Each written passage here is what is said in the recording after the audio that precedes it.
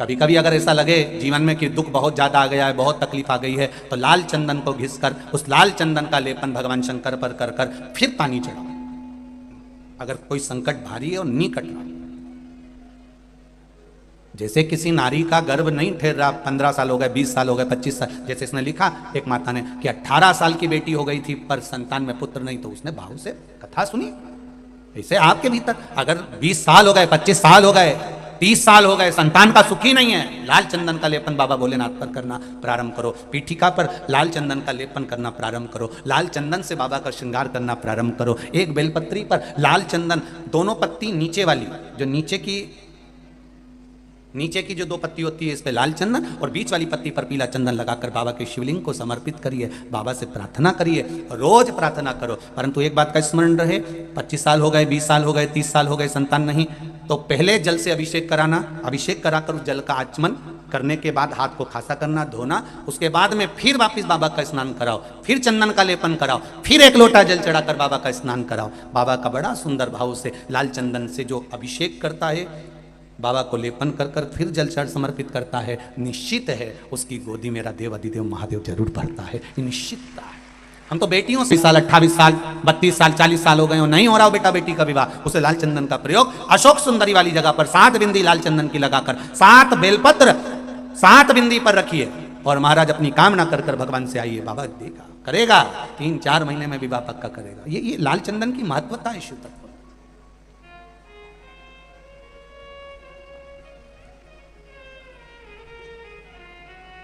रोग बढ़ गया, बेलपत्री के वृक्ष के नीचे दीप लगाना प्रारंभ करो। बाबा से विनती कर कर घी का दिया लगाइए बेलपत्र वृक्ष के नीचे, बाबा से निवेदन करिए, रोग निवारण। मिलता है सच्चा सुख केवल भगवान तुम्हारे चरणों में, भोलेनाथ ये जीवन का सुख है। भगवान शंकर के चरणारविंद का अगर सुख मिल जाए तो इससे बढ़कर कोई सुख नहीं।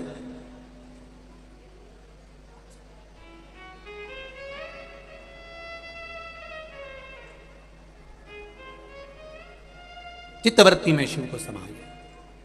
विदल उत्पल ने गलत दृष्टि से माता पार्वती को देख लिया था और माता का हाथ पकड़ने के लिए आतुर हुए।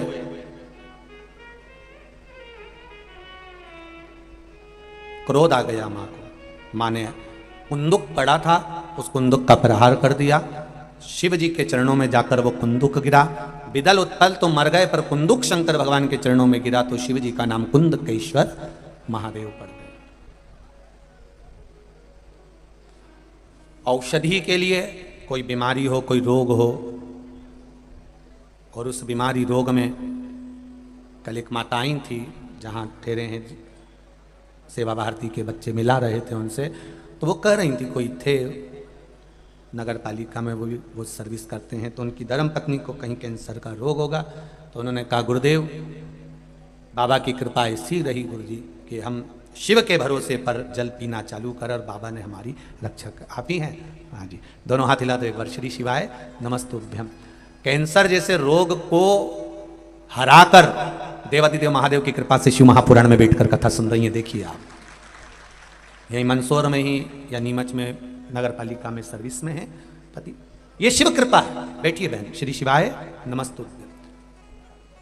एक इतने भयंकर रोग को हरा देना। कहा गुरुजी औषधि वगैरह सब दवाइयां बंद है, बस बाबा का जल चढ़ा हुआ पी रहे हैं और बाबा रक्षा कर रहा है। ये भरोसा, ये दृढ़ता, ये विश्वास कई लोग के मन में आता होगा कहीं गुरुजी ये सब लोगों को कहीं पगला तो नहीं। परंतु एक बात बताओ रे कि आज का जमाना में किसी को बेवकूफ बनाना बड़ा कठिन काम दादा, तो कौन बनाएगा? और तुम बन जाओगे। इतने विद्वान पढ़े लिखे सबकी बुद्धि काम करती है कि एक बार शिव महापुराण में महाराज ने बोला है तो पढ़ो शिव पुराण में कि कहां लिखा हुआ है, पढ़ो, स्मरण करो, स्कंद पुराण पढ़ो, पद्म पुराण पढ़ो, अग्नि पुराण पढ़ो, नर्मदा पुराण पढ़ो और एक एक चीज निकालो कि महाराज ने बोला वो गलत तो नहीं बोला। चिंतन करिए, रात्रि को जाकर स्मरण करिए। और पहले भी कहा, आज फिर कहते हैं, प्रैक्टिकल करने का प्रयास करें। पहले करके देखो, मैंने पशुपति व्रत करके देखा और मुझे लाभ मिला, तब आप दूसरे को कहो कि करेगी तो मिलेगा जरूर, निश्चित है, निश्चित। कहने वाले तो कह देते हैं कि बताओ वहां बैठ गए होंगे और कह दिया होगा, लोग तो पागल जैसे हो गए हैं, लोगों में तो अकल ही नहीं है, बुद्धि नहीं है। कौन किसी को मूर्ख बना दे? नहीं नहीं साहब, आज का जमाना विद्वत्ता का जमाना है, लैपटॉप और कंप्यूटर का जमाना है। 4G समाप्त हो गया, कल से 5G चालू हो गया, कल से ही चालू हुआ है 5G। 4G समापन हो गया, 5G चालू हो गया। इतना विद्वत्ता का युग चल रहा है, कोई किसी को अपशब्द नहीं कहता और कोई किसी को कुछ नहीं कहता। ये तो अपने विवेक की बात है। शंकर भगवान अगर आपके दिल में बैठे हैं, हृदय में बैठे हैं, तो ये किसी ने बेवकूफ बनाकर नहीं बिठाया, ये आपके भीतर की रुचि भगवान शंकर के प्रति जागृत हुई, तब आप शिव के हो पाए, तब आप शंकर के हो पाए। शिव ऐसे ही नहीं मिल जाता है। अब इन दीदी ने भी तो प्रयास करा होगा कि एक लोटा पानी चढ़ाकर तो देखूं, शिव सुनेगा मेरी, और यह विश्वास रखकर उन्होंने जल चढ़ाया और पानी पिया, तो कैंसर जैसे बीमारी से भी मुक्त हुई है, कैंसर जैसी बीमारी को भी पीछे पछाड़ दी। ये भीतर की विश्वास, भीतर की दृढ़ता, भीतर का भरोसा, ये कहां से लाओ? और मेरी माताओं से, मेरी बहनों से, मेरे भाइयों से और मेरे जितने बंधु यहां बैठे हैं, बेटा बेटियां, सबसे निवेदन करूंगा, आप प्रतिदिन बिना शर्म के, बिना संकोच के एक लोटा जल चढ़ाने शिव मंदिर जरूर जाओ। वो तुम्हारा अंतिम समय तक हाथ नहीं छोड़ेगा, उछाल देता रहेगा, नीचे नहीं गिरने देगा। एक ठेला चलाने वाले से भी कहूंगा, एक भीख मांगने वाले से भी कहूंगा, कब तक भीख मांगोगे? और भगवान परमात्मा ने तुम्हें भीख मांगने के लिए नहीं भेजा है राष्ट्र में।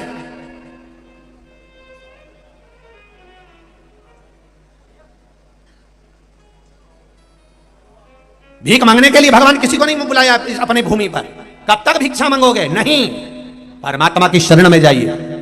और एक निवेदन करूंगा, कर्जा किसी से मत लो, क्योंकि जिंदगी भर कर्जा का नाम है कर करके जा, और उसी का नाम है कर्जा। जिंदगी भर चुका चुका के मर जाते हो, बच्चों को चुकाना पड़ता है। एक बार अगर कर्जा लेने की जरूरत पड़े तो मेरे महादेव के चरणों में जाकर 7 दिन लगातार घी का दिया लगाकर बेलपत्र समर्पित कर कर जल चढ़ाना। रोज एक बेलपत्री उठाकर घर में लेकर आना और उससे कहना कि तू कृपा करना कि मुझे कहीं कर्जा लेने की जरूरत नहीं पड़े और मेरा काम निकल जाए पूरा। एक पत्र आया है, एक पत्र में एक भाई दुकान के लिए कर्जा ले रहा है। देखिए उस पत्र में कितने सुंदर बात उसने कही।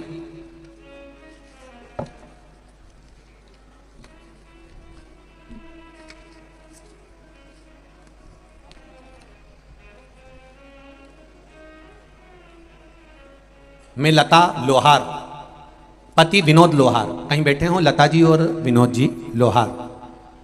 मैं लता लोहार, पति विनोद लोहार, 10 स्नेह नगर संजीत रोड मंदसौर से हूं मैं। कहीं बैठी हों तो हाथ हिलाइएगा, कहीं बैठी हैं तो हाथ हिलाइएगा, जहां भी बैठी हो। लता लोहार, पति विनोद लोहार। गुरुदेव, मेरे पति की 15 वर्षों से अनुकंपा नियुक्ति थी। अनुकंपा नियुक्ति की कोशिश करते रहे थे लेकिन कोई सफलता नहीं मिली। 2019 में भी बहुत प्रयास करा, लेटर आया लेकिन कोरोना महामारी के कारण कोई जवाब नहीं आया। 3 वर्ष निकल गए, फिर मैंने आपके द्वारा बताए गए पशुपति व्रत को किया तथा रतलाम की कथा श्रवण की। कथा के पंडाल में आपने कहा था बैठकर कथा सुनने का जो लाभ है उसका फल मिलता जरूर है। मैंने कथा श्रवण करने रतलाम गई, वहां कथा सुनकर आई। मेरे पति द्वारा फिर एक बार मन में आया कि अब नौकरी नहीं लग रही तो दुकान लगाने का प्रयास करा जाए।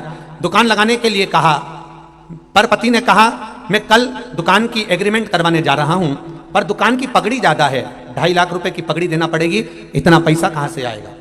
दुकान लगाने का मन में भाव आया, मैंने पशुपति व्रत प्रारंभ कर दिए और बाबा से कहा बाबा कर्जा ना करना पड़े ऐसी कृपा करना। और पति से कहा तुम रुको, मेरे 5 व्रत पूर्ण होने दो, मुझे विश्वास है कि मेरा बाबा कर्जा नहीं करने देगा। उसके बाद आप दुकान खोल लेना, एग्रीमेंट करा लेना। सारी बात कर कर एग्रीमेंट वाले से बात कर ली, दुकान की चर्चा हो गई और बाबा की कृपा देखिए गुरुदेव, केवल पशुपति व्रत करे 8 दिन ही पूरे हुए, प्रार्थना करती रही और बाबा की कृपा से पति के पास विभाग द्वारा पत्र आया कि आपकी ड्यूटी विभाग में, डॉक्यूमेंट विभाग में जमा कर दिए गए हैं तथा मेरे पति के सारे डॉक्यूमेंट जमा हो गए और मात्र 3 महीने के अंदर 15 वर्ष से जिस नौकरी के पीछे लगे थे बाबा ने वो नौकरी सरकारी मेरे पति को दे दी और कर्जा नहीं करने दिया। ये शिव है, ये शंकर है। जहां पर बैठे हों लता लोहार श्रीमती और पति विनोद लोहार 10 स्नेह नगर संजीत रोड मंदसौर मध्य प्रदेश से हैं। ये शिव तत्व है, ये शंकर, ये औघड़ी। आप उससे कहो तो। और फिर कहूंगा एक निवेदन, सियोर वाले महाराज पर एक रत्ती का भरोसा मत करना, पर भरोसा करना तो मेरे देवादिदेव महादेव पर करना, वो साथ देगा। सियोर वाला तो यही रह जाएगा, ऊपर तक तो मेरा महादेव ही जाएगा। कौन किसके साथ गया है? आपको दुख आया तो क्या कोई आकर खड़ा हो जाएगा कि सियोर वाला महाराज आकर खड़ा हो जाएगा? सियोर वाला महाराज आकर खड़ा नहीं होगा। जब द्रौपदी का चीर खिंचा रहा था तो सारे गुरु भी बैठे हुए थे, पर द्रौपदी के चीर को नहीं बचा पाए। जब गुरुओं ने कहा कि द्रौपदी क्या चाहती है, द्रौपदी कहती है मैंने आपसे गुरु मंत्र लिया है, आप मेरे गुरु हो। अरे मेरा चीर खींच रहा है गुरुदेव, तुम तो बोलो। गुरुजी कहते हैं द्रौपदी यहां सभा में जितने बैठे कोई साथ नहीं देगा, तेरा गुरु मैंने मंत्र दिया, मैं भी साथ नहीं दूंगा। पर एक बात याद करना द्रौपदी, गुरु भले साथ ना दे, पर गुरु ने जो वचन कहा है वो साथ दे जाएगा। तो बुला उसको। द्रौपदी मैंने जो मंत्र दिया था पढ़, और द्रौपदी ने फिर मंत्र पढ़ा तो भगवान द्वारिकाधीश ने आकर चीर बचाया। गुरु साथ ना देगा पर गुरु का वचन साथ दे जाएगा। आप भी याद रखना, हम भले तुम्हारे सामने खड़े हो ना हो, पर एक बात याद रखना कि श्री शिवाय नमस्तुभ्यम और एक लोटा जल तुम्हारा साथ आखिरी तक देकर जाएगा। वो तुम्हें छोड़ेगा नहीं, छोड़ने वाला नहीं है, कोई किसी का साथ नहीं देता।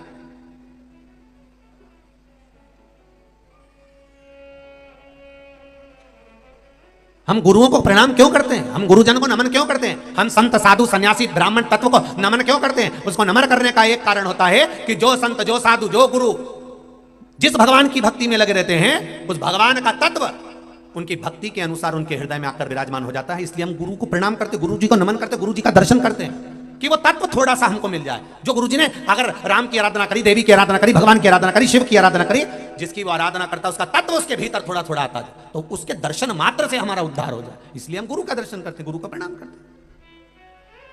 पर गुरु तुम्हारे अंतिम समय तक तुम्हारे साथ नहीं है।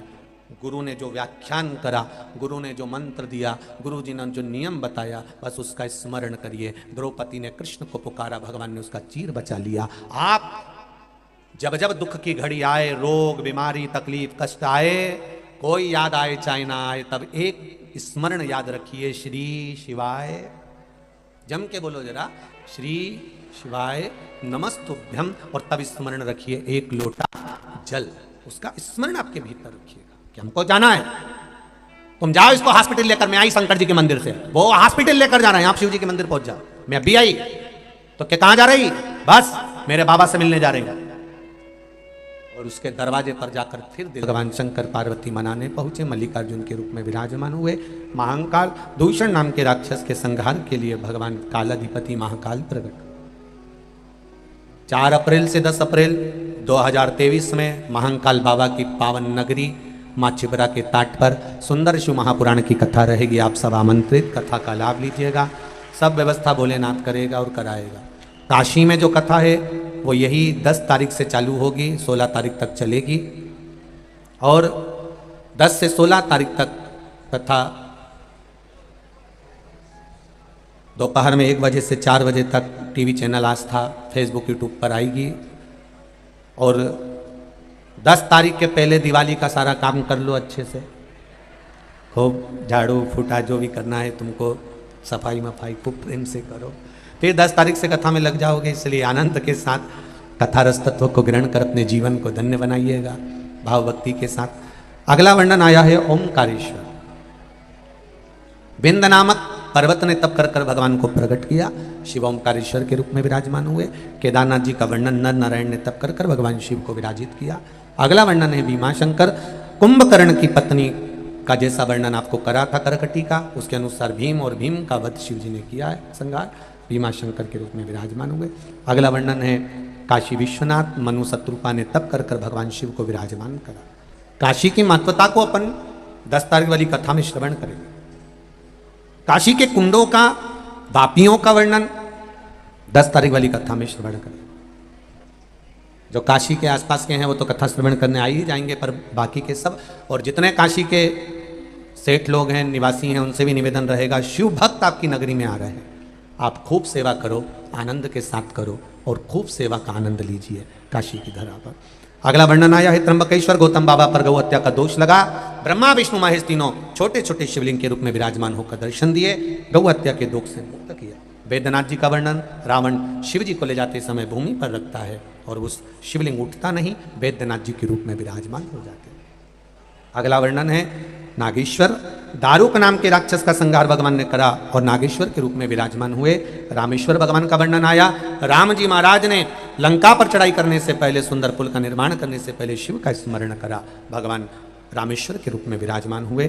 फिर अगला वर्णन है कृष्णेश्वर, सुधर्म नाम के ब्राह्मण की 2 धर्म पत्नियां थी, सुदेहा और घूष्मा। सुदेहा को संतान नहीं थी, घूष्मा ने अपनी संतान सुदेहा को दे दी थी। सुदेहा ने पाल पोस कर बड़ा करा, विवाह करा, पुत्र हुआ, बहू आ गई। बहू को मालूम पड़ा कि मेरी असली सास तो घूष्मा है, सुदेहा को पूछना बंद कर दिया। जब सुदेहा को पूछना बंद किया तब सुदेहा को क्रोध आ गया और उसने अपने बेटे के टुकड़े टुकड़े कर कर तालाब में फेंक दिए।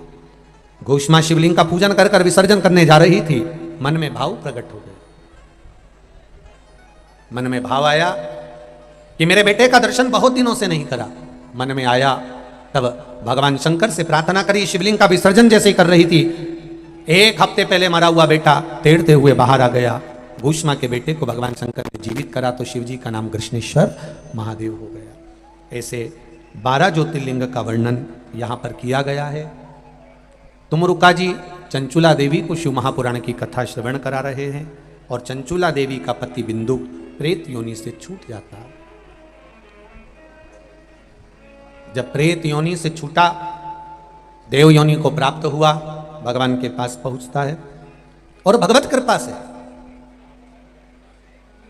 देव योनि में पहुंचकर चंचुला देवी भी जो वेधव्य थी, विधवा थी, पर शिव कथा को सुनकर पति के लोक को चली जाती है।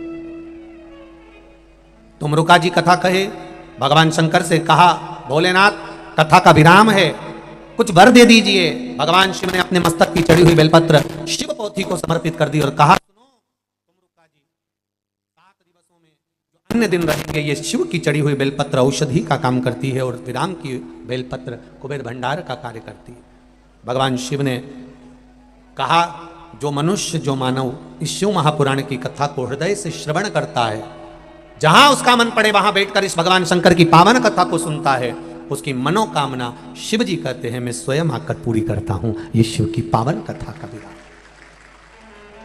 मंदसौर नगर में चल रही 7 दिवसीय सेवा भारती के इस प्रकल्प को लेकर बेटा बेटियों के उत्थान के लिए, सनातन धर्म के सभी वर्गों के लिए जो बेटा बेटी गलत मार्ग की ओर जा रहे हैं या भटक रहे हैं, उनको एकत्रित करने के लिए और उनके गलत कार्य को छुड़ाकर अच्छा विद्या, आप और हम थोड़ा सा धन एकत्रित करें हैं, थोड़ा सा पूंजी इकट्ठी करें हैं और वो सही जगह लग जाए तो समझ लो ये जीवन की सार्थकता, ये जीवन का एक आनंदता है। अगर वो सही जगह लग जाए, अगर वो सही जगह पहुंच जाए तो एक जीवन का सुख, एक जीवन का आनंद, एक जीवन का लक्ष्य हमें प्राप्त हो जाता है।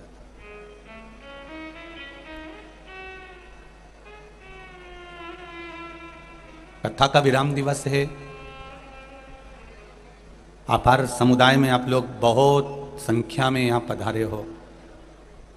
मंदसौर से सूचना दे रहे थे, कुछ लोग कह रहे थे पूरी रात लोगों का आना लगातार चालू था और सेवा भारती के जो सेवक हैं, स्वयं सेवक के जो सेवक हैं, इन सेवकों ने रात भर लोगों को जो आ रहे थे उनको पेट भरकर भोजन कराया है। सेवा भारती को बहुत बहुत साधुवाद।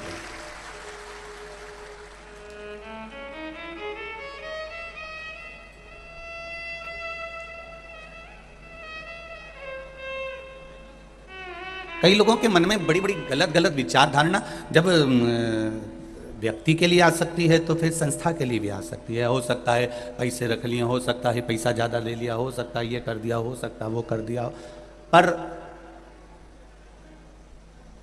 सेवा भारती का ये प्रकल्प, सेवा भारती का ये एक आनंद आप अपनी जिंदगी में जरूर, आज नहीं तो 2 साल बाद, आज नहीं तो 3 साल बाद, आज नहीं तो 4 साल बाद, जो आपने कुछ सहयोग अगर सेवा भारती को दिया भी होगा किसी रूप में, किसी भी तरह से अगर दिया होगा, तो इन बेटियों के लिए जो भटक रहे हैं मार्ग से, उनके लिए जो छात्रावास का निर्माण हो रहा है या चिकित्सा का निर्माण हो रहा है, उसको देखकर पूरे मंदसौर वालों को खुशी होगी कि हमने जो दिया वो सही जगह लगा, हमने जो प्रदान किया वो सही जगह लगा। कहना सरल है, अफवाहें उड़ाना सरल है। किसी के लिए वो कहते हैं ना कि उड़ाओ। हमारे यहाँ सनातन धर्म में तो एक दिन दिया है लोगों के उड़ाने के लिए। हमारे सनातन धर्म में एक दिन मिलता है उड़ाने के लिए कि खूब उड़ाओ, जितनी उड़ा सकते हो उड़ाओ। वो दिन है मकर संक्रांति का दिन कि खूब उड़ाओ, जम के उड़ाओ, पतंग उड़ाओ। पर हमारे सनातन धर्म में तो एक ही दिन है मकर संक्रांति का कि खूब उड़ाओ और खूब उड़ाओ, और उड़ाने के साथ में काटो भी, मना नहीं है, पर रोज नहीं उड़ाना और रोज नहीं काटना। कोई अच्छा काम कर रहा है उसके लिए अपशब्द नहीं कहना, उसको आगे बढ़ाने का प्रयास करना है। संपूर्ण बड़े बड़े अखबारों में प्रतिदिन जब बंडल बांधकर सारे अखबार मंदसौर नगर के, जब हम जहाँ ठहरे हैं हर्ष विला में, वहाँ पहुँचते थे और हम अखबारों को पढ़ते थे। आदत है हमारी पढ़ने की। उन अखबारों को पढ़कर ऐसा महसूस होता था कि वास्तव में पत्रकारिता की कलम क्या कहती है। उन्होंने मंदसौर नगर के इस कथा को, जनमानस को जो दिया है, शायद कोई दे पाए। इतनी सुंदरता से उन्होंने प्रदान किया, इतनी सुंदरता से उन्होंने दिया। मैं आपकी कलम को और आपकी विवेक को नमन करता हूँ, प्रणाम करता हूँ, जो आपकी कलम और आपका विवेक इस कथा के गुण तत्व को लाकर जनमानस तक पहुंचाया।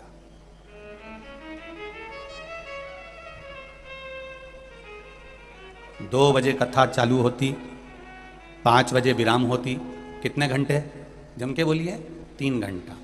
उससे पहले आप सुबेरे से जगह संभाल कर बैठ जाते। क्या इतने लोगों को वॉशरूम नहीं जाना रहता है? क्या इतने लोगों को भूख नहीं लगती है? क्या इतने लोगों को पाँव नहीं दुखते होंगे? एक छोटी सी जगह इधर से दब रहा है, इधर से दब रहा है, और अपनी जगह पर संभाल कर बैठे हुए हैं। हम भोजन कर कर भी थोड़ा सा आराम कर लेते हैं, पर आप तो आराम भी नहीं कर पाते। कितनी ललकता होगी इस कथा के प्रति, कितना विश्वास होगा आपका, भरोसा।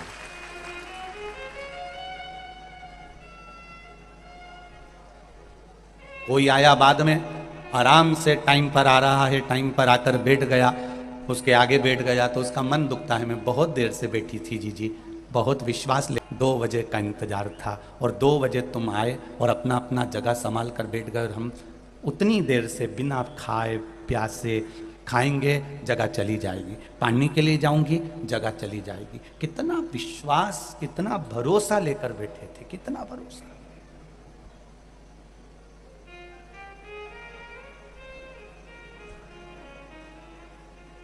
एक लक्ष्य निश्चित करा अपने भगवान को पाने का, और ये निश्चितता है कि भगवान उस लक्ष्य तक आपको पहुंचाएगा जरूर।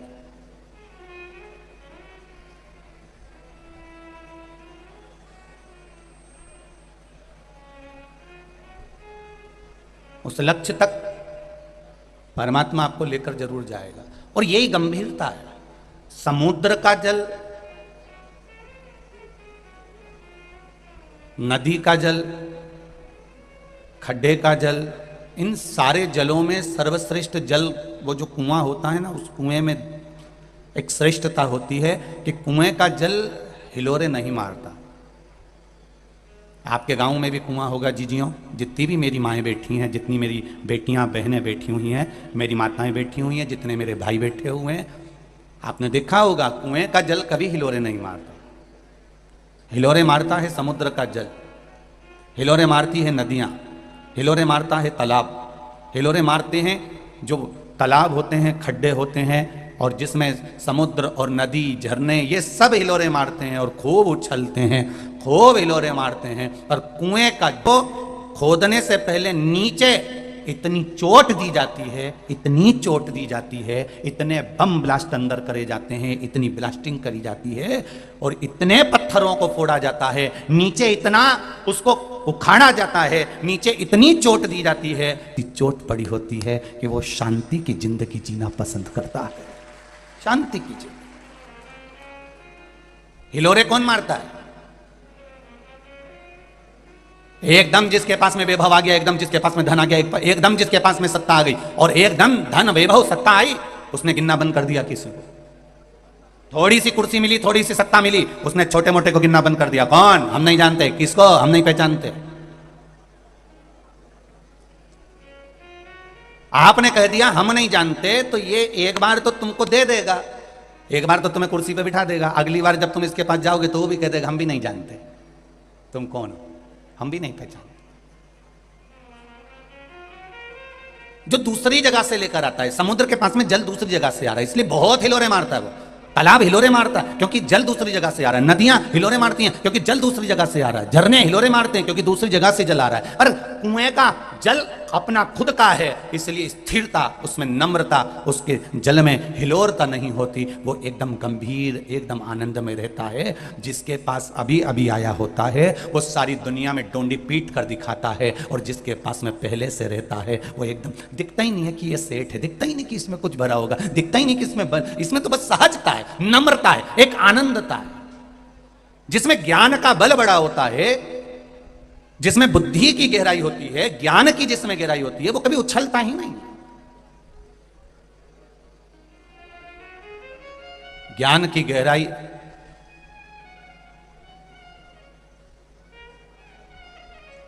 एक कोई मंदसौर के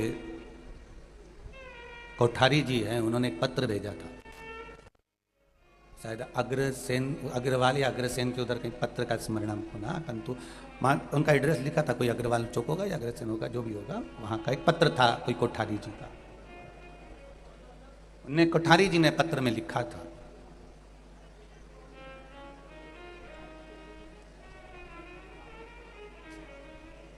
कोठारी जी के शब्द कितने सुंदर थे कि महाराज,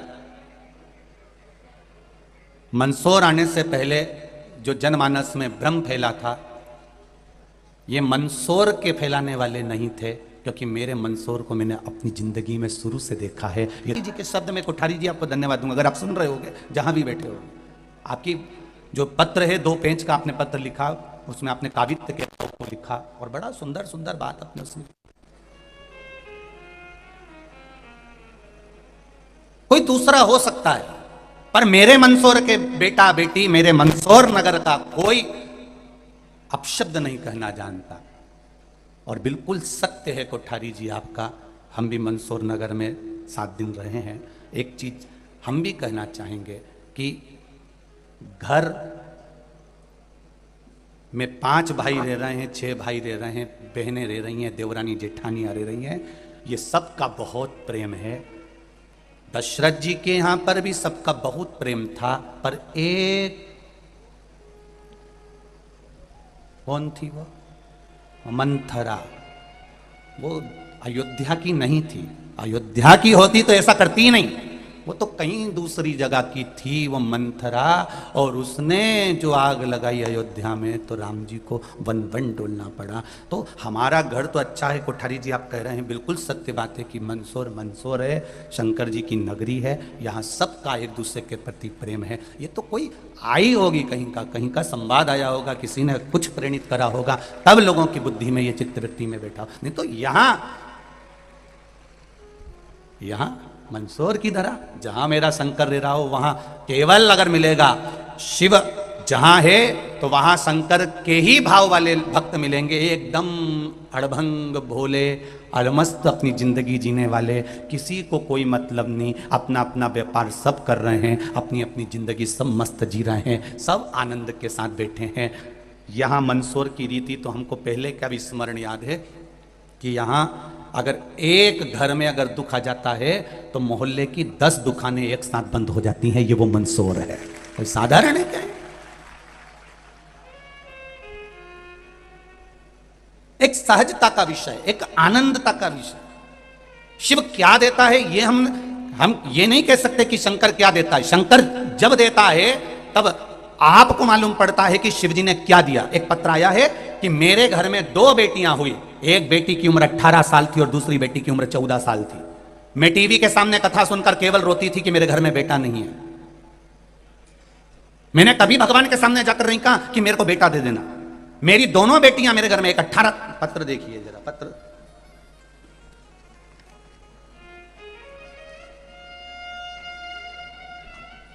आरती सेन, जिला नीमच, गांव कनावटी से आई हूं। कहां बैठी हो? अपने हाथ उठाइएगा, जहां भी बैठी हो अपने हाथ उठाइएगा। आरती सेन, जिला नीमच, गांव कनावटी। शिव की महिमा का क्या वर्णन करूं गुरुजी? मैं 39 साल की हूं। मेरी 2 बेटियां हैं, बहुत प्यारी हैं। एक 18 वर्ष की है और एक 14 वर्ष की है। बेटे की इच्छा तो थी, पर 2 बेटियों के समय मेरी हालत ज़्यादा खराब हो गई और डॉक्टर ने कह दिया कि आप अब कोई संतान के लिए चांस नहीं लोगी, नहीं तो आपका शरीर बेकार हो जाएगा। तब से मेरी बेटी 18 साल और 14 साल की हो गई। उसके बाद में मैंने संतान के लिए कभी सोचा भी नहीं। 2019 से आपकी कथा सुन रही हूँ गुरुदेव, और टीवी के सामने जब कथा श्रवण करने बैठती थी तब आंख में दुनिया के जो ताने पड़ते थे कि इसके घर में पुत्र नहीं, पुत्र नहीं, बेटा नहीं, बेटा नहीं। दुनिया के ताने बड़े विचित्र होते हैं गुरुदेव। उस तानों के कारण मेरी आंख में से आंसू बहता था। मेरी 18 साल और 14 साल की बेटी मुझसे पूछती थी, माँ तू क्यों रोती है? टीवी सुनती रहती है और रोती रहती है। मैं उसको कहती थी मुझे शंकर की याद आती है। पर मेरे आंसुओं की कीमत दुनिया ने समझी ना समझी, पर मेरे महादेव ने समझी। गुरुदेव, बस कथा सुनते हुए 2019 में 3 महीने बीते थे। एक कथा सुनते हुए मेरी आंख में आंसू थे और 3 महीने बीते, और 3 महीने बीतने पर मेरा गर्भ ठहर गया और मेरे यहां पुत्र का जन्म हुआ है, बेटे का जन्म हुआ। मेरी बेटी 18 साल की है, 14 वर्ष की है। अब मेरे घर में एक बेटा भी है। मैंने बाबा से नहीं मांगा, पर 3 महीने का आप कहते हो कि 3 महीने में महादेव देता है। मैंने 3 महीने में उसका रिजल्ट पाया है। मेरे बाबा ने मुझको एक पुत्र दिया है। ये शिव की कृपा से ही प्राप्त हुआ। शिव किसको का? शंकर। उससे जाकर आप केवल 1 लोटा जल समर्पित करिए, उससे दिल से अपने हृदय की बात। आप टीवी के सामने कथा सुन रहे हो, आस्था चैनल पर कथा सुन रहे हो, फेसबुक यूट्यूब पर कथा सुन रहे हो, आपकी चित्तवृत्ति परमात्मा में लगी हुई है। भले सियोर वाला महाराज तुम्हें दिखे ना दिखे, पर आप इस पंडाल में जहां मर्जी पड़ी वहां बैठकर कथा का रसतत्व ग्रहण कर रहे हो, तो यह निश्चित है अगली कथा जहां पर होगी 3 महीने में तुम्हारा भी पत्र वहां पर होगा कि बाबा ने मेरे ऊपर ये कृपा करी। ये चित्त, ये आनंद, ये सुख, ये वृत्ति, ये भगवान ही देता है। एक इंजीनियर महोदय ने पत्र लिखा है, आपके मंदसौर के ठेकेदार भी हैं, इंजीनियर भी। देखिए,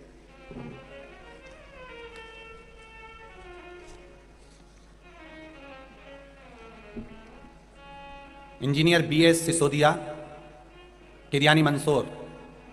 इंजीनियर, विद्युत सुरक्षा मध्य प्रदेश शासन से हूं। गुरुदेव, सेवानिवृत्ति के पश्चात मेरे को नियम अनुसार मिलने वाले फंड क्लेम विगत 9 माह से अटके हुए थे। 1 वर्ष पहले भी ये अटक गया था, नहीं आया। फिर 9 महीने कहा, फिर अटक गया।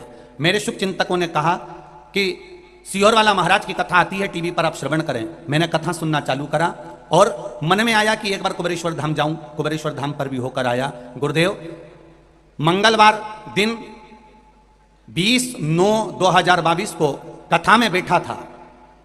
मंदसौर की कथा में बैठकर शाम को 4 बजे मैं केवल बाबा से विनय कर रहा था कि बाबा, मैंने सुना है तू सबकी मुराद पूर्ण करता है।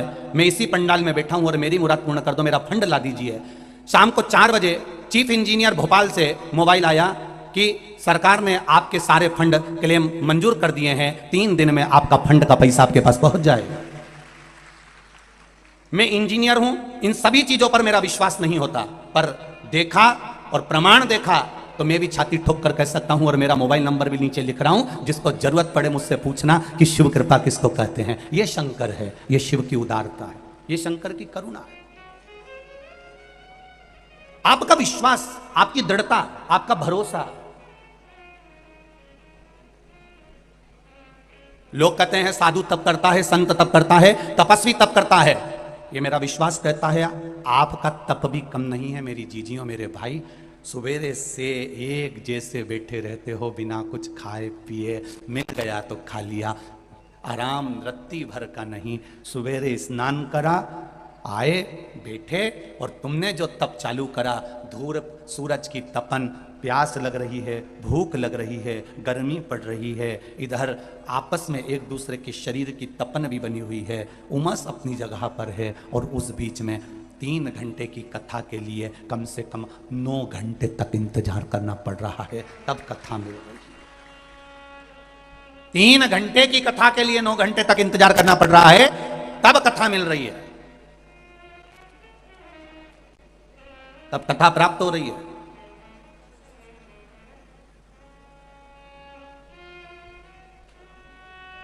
और मिली तो तुम्हारी तप साधना खाली नहीं जा सकती। तुम ये नवरात्र में बैठकर यहाँ तपी तो कर रहे हो, ये नवरात्र में बैठकर तुम साधना ही तो कर रहे हो, ये नवरात्र में बैठकर कथा के लिए इंतजारी तो कर रहे हो, परमात्मा को पाने के लिए। यहाँ कुछ भी नहीं है इसके सिवाय, कुछ भी नहीं।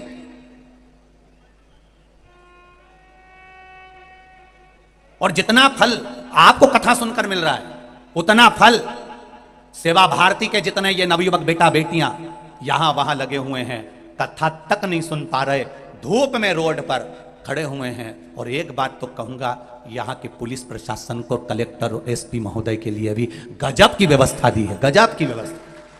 यहाँ के कलेक्टर महोदय, एसपी महोदय को भी, आदरणीय एसपी डीएसपी सारे महोदयों को, टीआई आदि सबको कहूंगा कि गजब की व्यवस्था आपकी और गजब का कंट्रोल आपका।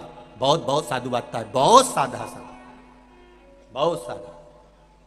इतनी अपार जन समुदाय को साधना बहुत कठिन बात है भाई, बहुत कठिन बात। इतना साधा लक्ष्य मिलेगा ये निश्चित है। कुएं का पानी हिलोरे नहीं मारता क्योंकि वो अंदर से चोट बहुत खाया हुआ होता है। उसी तरह जो मनुष्य भीतर से बहुत चोट खाया हुआ होता है वो संसार में फिर उछलता नहीं, उसके भीतर ज्ञान की गंभीरता। सेठ जितना सुखी नहीं होता उतना सुखी भिखारी होता है। कौन सुखी है? जम के बोलो जरा, अरे अच्छे से बोलो। भिखारी। एक सेठ जितना सुखी नहीं होता उससे 1000 गुना सुखी एक भिखारी होता है। क्यों? भिखारी 100 घर से मांगकर खाता है और सेठ दिन भर कमाता है तो भी अपना टिफिन सही से खा नहीं पाता है।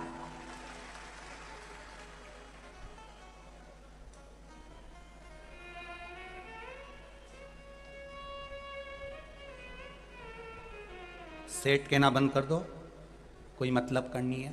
जब तुम प्रेम से 2 रोटी सही से नहीं खा पा रहे हो, खाते समय भी मोबाइल हेडफोन लगा हुआ है, धर्म पत्नी के मुख से एक बार भी नहीं निकलता कि तुम अच्छे से रोटी खाओ, ये सब काम बाद में होता रहेगा। धर्म पत्नी का लक्षण है कि वो एक बार अपने पति को भोजन की थाली पर टोक दे कि स्वामी आप भोजन अच्छे से करिए, ये सब बात बाद में होती रहेगी। आप किसके लिए इतनी मेहनत कर रहे हो? 24 घंटे तो लगे रहते हो, कम से कम आप थोड़ा सा भोजन अच्छे से करो, कम से कम बीपी शुगर या ये शरीर में रोग तो नहीं आएगा। आप अगर अच्छे रहेंगे तो ही तो काम आगे बढ़ेगा, तो ही तो कार्य चलता रहेगा। अब आपका शरीर ही ठीक नहीं है तो आप किसके लिए कमाएंगे? फिर किसके लिए? आप फिर किसके लिए कमा रहे हैं? ये धर्म पत्नी का फर्ज है जो अपने पति को कहे। मंदोदरी अपने पति को समझाती थी, भले पति समझे ना समझे। मंदोदरी अपने पति को बार बार ज्ञान उपदेश देती थी, वो समझे ना समझे, पर अपने पति को कहना बंद नहीं करा मंदोदरी ने। एक पत्नी वो होती है, अगर पति चिल्ला के दौड़ जाए, पति कुछ बोल दे तो पत्नी बोलना बंद कर देती है, फिर बोलती ही नहीं। मैं काय को बोलूं, मुझे क्या करना, अच्छा है जाओ तुम। तो नहीं, तुम धर्म पत्नी हो, तुम्हारा फर्ज है। मंदोदरी के ऊपर लंकाधिपति रावण ने तलवार तक खींच ली थी, मैं तुझे मार दूंगा मंदोदरी, अब मत कहना कि जानकी जी को वापस पहुंचाऊं।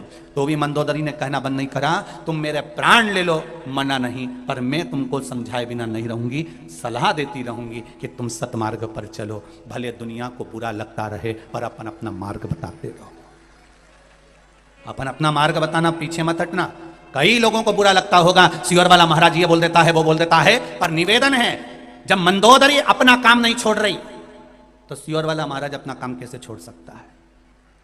कैसे छोड़ दे? वो सतमार्ग पर लाना, ले जाना, सतमार्ग की ओर प्रेरित करना, सतमार्ग की ओर आगे बढ़ाना। भले दुनिया के लोग अब शब्द कहें, ताने दे, गालियां दे, आड़ा टेढ़ा बोलते रहे, पर आप अपनी मस्ती में मंदोदरी जैसा जीवन।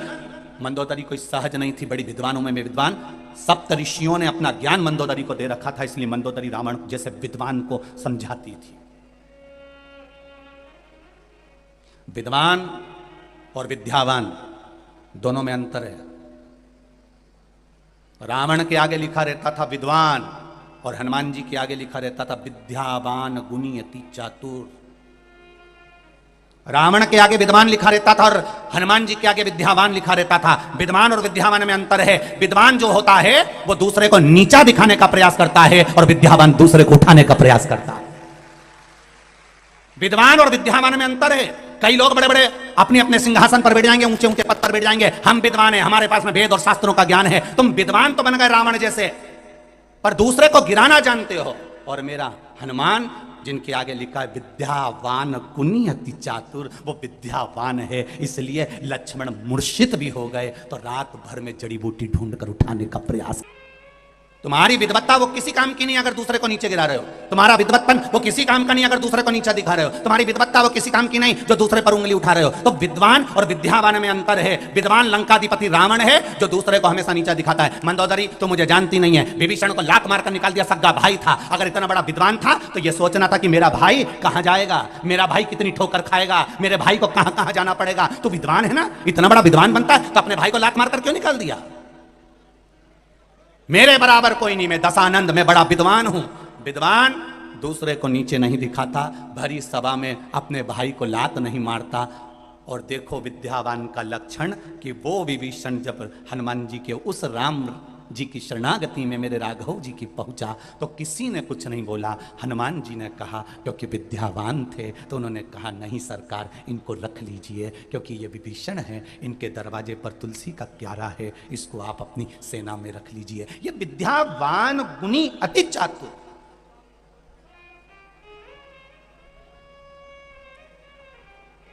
बहुत पढ़ लो, बहुत लिख लो, बहुत बड़े सिंहासन पर बैठ जाओ, बहुत बड़ी सत्ता तुम्हारे पास में आ जाए, तुम्हें बहुत बड़ी कुर्सी मिल जाए, तुम कहीं के अध्यक्ष उपाध्यक्ष, कहीं ये कहीं वो, कहीं तुम ये, तुम्हारे पास में कितने भी पद आ जाएं, पर तुम्हारी विद्वत्ता उसमें होना चाहिए कि तुम विद्वान मत बनना, विद्यावान बनना।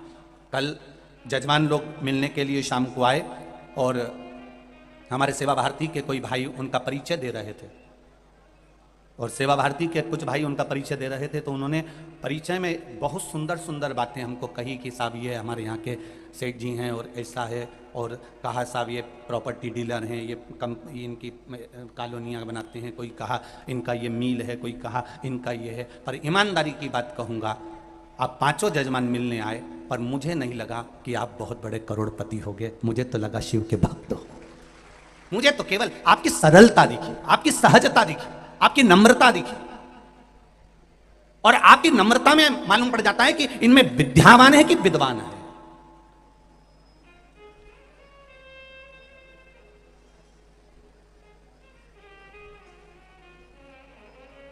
विद्वत्ता की निशानी नम्रता से नजर आती है। अभी ये कथा के पहले सांसद आदरणीय केपी यादव जी की कथा थी अशोकनगर में।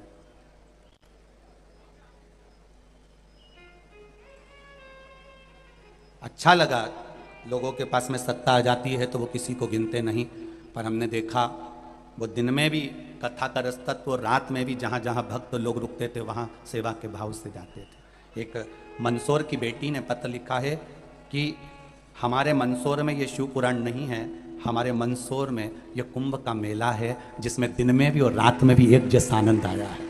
ये बेटी है मनीषा बधेरवाल, केशव कुंज मंदसौर से हैं, उनका मोबाइल नंबर भी उन्होंने लिखा है। आप ही ने लिखा है बाबू, श्री शिवाय नमस्तुभ्यम। आपने पत्र में लिखा है ये मंदसौर नगर की शिव महापुराण की कथा नहीं है बाबू। बहुत सुंदर बात लिखी है आपने, और एक बार दोनों हाथ हिला दो, श्री शिवाय नमस्तुभ्यम। ये मंदसौर नगर की शिव पुराण की कथा नहीं, ये हमारे मंदसौर नगर का कुंभ का मेला है। जितना दिन में आनंद आता है इस मंदसौर नगर के इस कथा के पंडाल में रात में उससे ज्यादा आनंद आता है। लोग भजन करते हुए दिखते हैं चारों तरफ। उसमें लिखा आपने एक लाइन बड़ी सुंदर कि हमारा मन ही नहीं कर रहा कि यह कथा विराम हो और हम अपने घर जाएं, हम तो दिन और रात इस कथा का रसतत्व ग्रहण करते रहें। ये लक्ष्य है। बैठो बेटा, श्री शिवाय नमस्तुभ्यम। ये लक्ष्यता है हमारे, ये आनंदता है हमारी।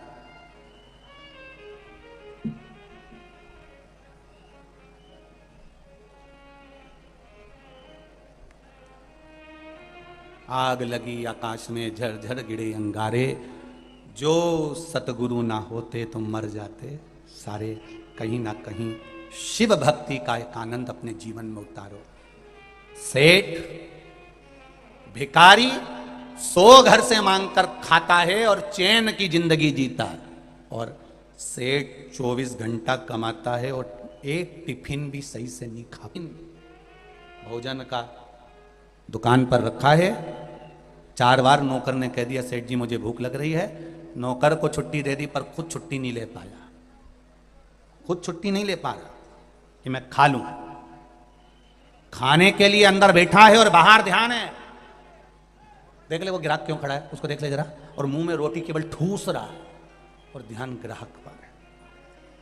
नहीं रे भाई, बहुत छोटा सा जीवन है, इसको खूब खुशियों से जियो, खूब खुशियों से। जब इस जीवन को आप खुशियों से जियोगे, इस जीवन को आप आनंदता से जियोगे, तो एक आनंद की अनुभूति अलग से हो, अलग से। कमाओ, खूब कमाओ। मेरा भोलेनाथ, जितना आपने इस कथा में अगर लगाया हो या कहीं समर्पित किया हो या सेवा भारती के प्रकल्प में कहीं साथ दिया हो, तो मेरा महादेव आपको खूब दे, मना नहीं है। कमाओ, खूब कमाओ, तुम्हारे शरीर की कैपेसिटी से ज्यादा कमाओ। पर एक बात अपने दिमाग में बिठा कर रखना कि कमाई के साथ में थोड़ा अपने शरीर पर भी खर्च करो और अपने जीवन को खुशियों के साथ में जियो, खुशियों के साथ। इस जीवन को थोड़ा सा अच्छा जीने का प्रयास करिए।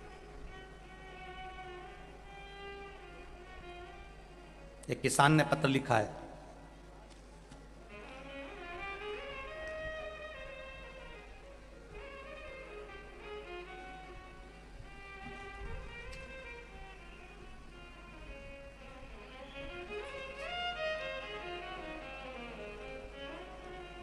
धर्मेंद्र राजेश्वर, चंदबासा गांव, तहसील शामगढ़, जिला मंदसौर से आया हूं। सत्येंद्र नागर मेरा नाम। गुरुजी मैं एक किसान हूं। कहीं बैठे हैं सत्येंद्र जी? जहां कहीं बैठे हो तो हाथ हिलाइएगा। अच्छा आप ही हैं? दोनों हाथ हिला दो। अच्छा दोनों आए हो क्या, पति पत्नी? ठीक है। श्री शिवाय नमस्तुभ्यम, हाथ हिला दीजिए एक बार। श्री शिवाय नमस्तुभ्यम। मैं सत्येंद्र नागर हूं, एक किसान हूं। मेरा बचपन से लेकर अभी तक का जीवन किसानी में बीता है गुरुजी। 2 बीघा खेत है मेरे, उसमें गेहूं की फसल बोई थी। उसके ऊपर बिजली के तार जा रहे थे गुरुजी।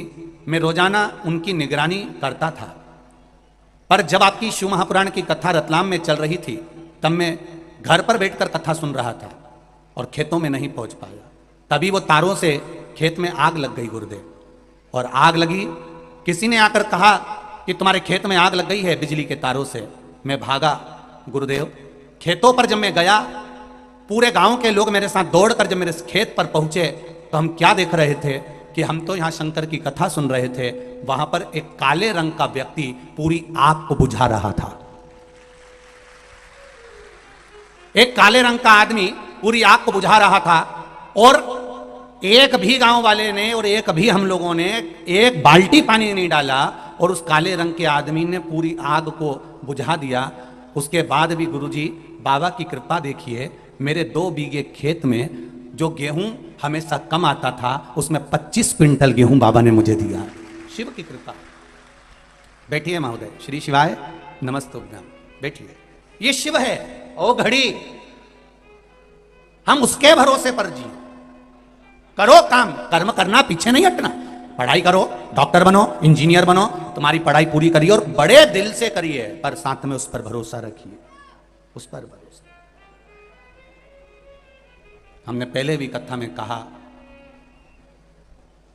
तुम भगवान का द्वार संभाल लो, तुम भगवान की कथा संभाल लो, तुम भगवान की कथा को संभालो, वो तुम्हारा घर संभालेगा, निश्चित है संभालेगा। उसने जन्म दिया हमको। माता के गर्भ में जब पेट भरकर भोजन दे सकता है, माता के गर्भ में जब हमारी सुरक्षा कर सकता है, माता के गर्भ में जब रह सकता है। कितनी विचित्र बात भीम और अर्जुन ने भगवान कृष्ण से कही, एक नहीं मेरे 5 पुत्र सो रहे थे द्रौपदी की और तुमने उसको नहीं बचाया, और मां उत्तरा के गर्भ में पहुंच गए बचाने के लिए। श्रीमद् भागवत में लिखा है कि द्रौपदी के सोते हुए 5 पुत्रों का वध अश्वत्थामा ने कर दिया। और अश्वत्थामा बड़े विद्वान थे, बड़े ज्ञानवान थे, उनके बराबर कोई विद्वान नहीं होगा। कितने विद्वान थे अश्वत्थामा, कितने विद्वान। एक गुरु के पुत्र थे अश्वत्थामा।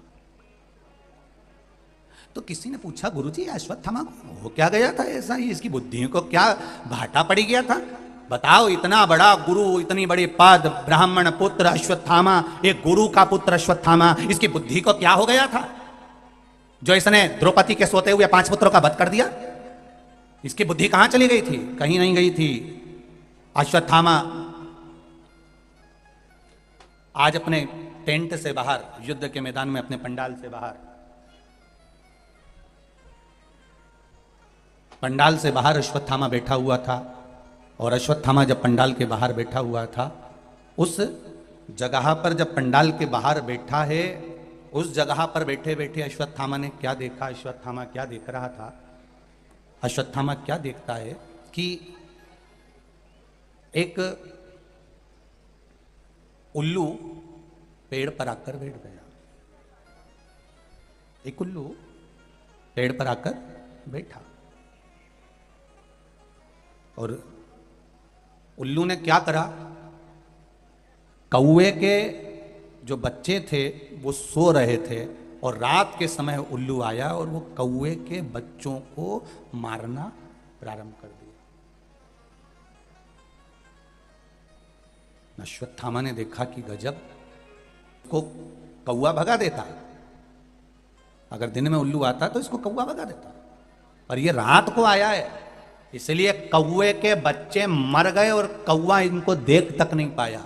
अश्वत्थामा की बुद्धि में उल्लू की बुद्धि भर आ गई और अश्वत्थामा ने यह ज्ञान उल्लू से प्राप्त कर लिया कि अब मुझे भी यही करना है।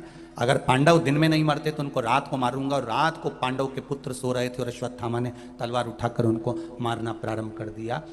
ये उल्लू से सीखा था अश्वत्थामा।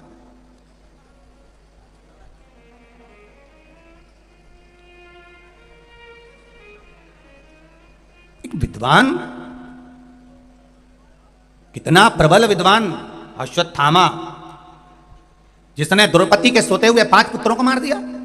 भीम और अर्जुन कह रहे हैं भगवान कृष्ण से, आपने जब उत्तरा के गर्भ में पड़े हुए बच्चे की रक्षा अंदर घूम घूम कर दी, तो फिर हमारे पुत्रों की रक्षा क्यों नहीं कर पाई? ये क्यों मर गए?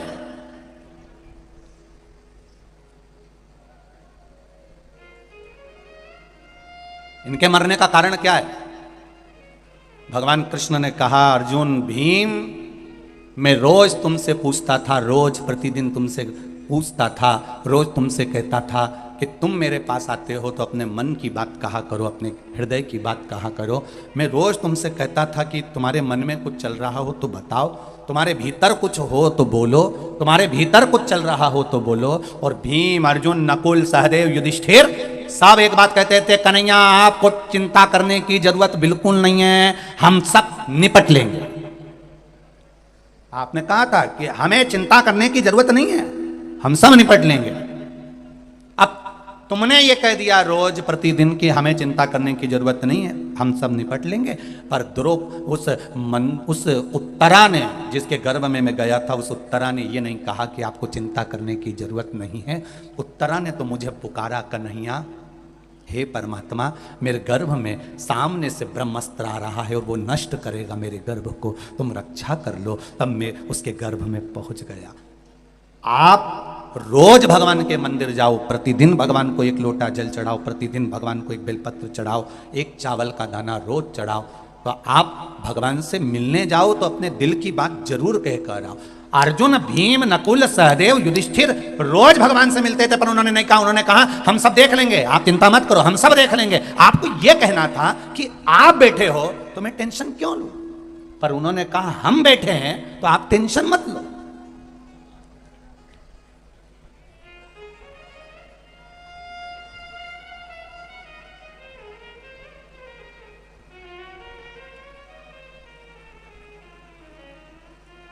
कहीं कहीं का होता है सब, बार बार एक ही बात, मैं बैठा हूं ना, तुम्हें टेंशन लेने की जरूरत नहीं है, मैं बैठा हूं ना, तुम्हें टेंशन लेने की जरूरत नहीं है, मैं बैठा हूं ना, तुम्हें टेंशन लेने की जरूरत नहीं है। और इतनी देर में जनरेटर बंद हो जाए तो, और उससे कहें जनरेटर बंद हो गया तो मैं कहीं करूं, कहीं मैं जनरेटर के अंदर घुस जाऊं, तो तू ही तो बोल रहा था मैं बैठा हूं ना, तो टेंशन लेने की जरूरत नहीं है। जो मैं बैठा हूं नहीं, वो कहता है मैंने जनरेटर के लिए दूसरे को लगा रखा है, टेंट के लिए मैंने दूसरों को लगा रखा है, इस व्यवस्था के लिए मैंने दूसरे को लगा रखा है, इसके लिए मैंने दूसरे को लगा रखा है। उसी तरह मैं कोई नहीं करे, वो ये कहे मैंने सारी व्यवस्था उस परमात्मा को दे रखी है, वो संभाल रहा होगा, वो देख रहा होगा, वो संभाल रहा है, वो देख रहा है।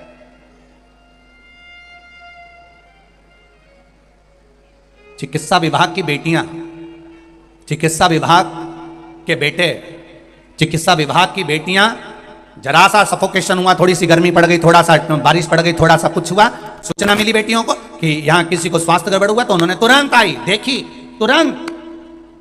उसी तरह जैसे चिकित्सा विभाग की बेटियां, चिकित्सा विभाग के बेटे जरा सी सूचना पाने के बाद दौड़कर तुम्हारे पास आ जाते हैं, उसी तरह जिसका विश्वास परमात्मा में होता है, तुम्हारे को थोड़ा सा कष्ट आते से भोलेनाथ तुम्हारे पास आ जाता है। ये निश्चित है,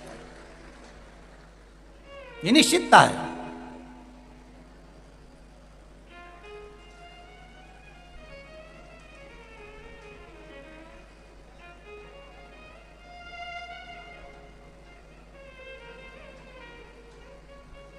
और ये हृदय का चित्त, ये भाव हृदय से जब आप परमात्मा से कहेंगे तो वो सुख आपको मिलेगा। पांडव हमेशा कहते रहे आपको टेंशन लेने की जरूरत नहीं है, हम संभाल लेंगे, तो 5 बेटे गंवा दिए उन्होंने केवल यही बोलने में। और उत्तरा के गर्भ में बच्चा था, उसने ये नहीं कहा कि मैं संभाल लूंगी, उत्तरा ने कहा मेरा बाबा द्वारकानाथ बैठा है और मुझे उम्मीद है कि वो मेरे गर्भ को संभाल लेगा, तो वो गर्भ के अंदर ही प्रवेश कर गया। जो भगवान के भरोसे जीता है, भगवान उसकी रक्षा अंदर से भी कर लेगा, रखकर भाव रखकर महाराज। और ये विश्वास पूर्ण हो, जितनी पूर्णता के साथ आप विश्वास करेंगे उतनी पूर्णता जाया करो। एक लोटा जल चढ़ाया करो, उसका कारण ये है भगवान से ये कहकर आया करो कि आप बैठे हो तो मुझे कोई टेंशन करने की जरूरत नहीं है, सारी चिंता तुम्हारे ऊपर।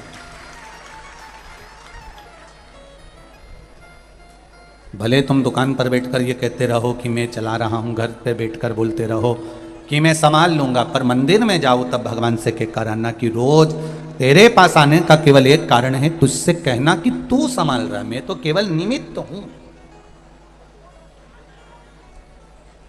मैं तो केवल निमित्त। कथा बांचने वाले प्रदीप मिश्रा नहीं, कथा करवाने वाली कोई समिति नहीं, और कथा सुनने वाले आप नहीं। ये तो शंकर बांच रहे हैं, शंकर करवा रहे हैं और शंकर सुन रहे हैं, ये केवल उसी का है, बाकी का सब तो हमको दिख रहा है निमित्तता, केवल निमित्त है, इसके सिवाय कुछ नहीं।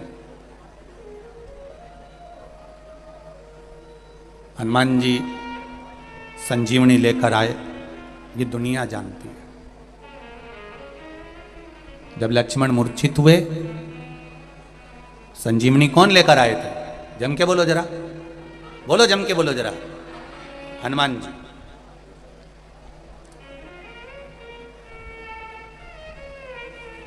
लक्ष्मण मूर्छित हुए और संजीवनी हनुमान जी लेकर आए, ये दुनिया जानती है, क्योंकि सबने यही सुन रखा है कि हनुमान जी लेकर आए थे।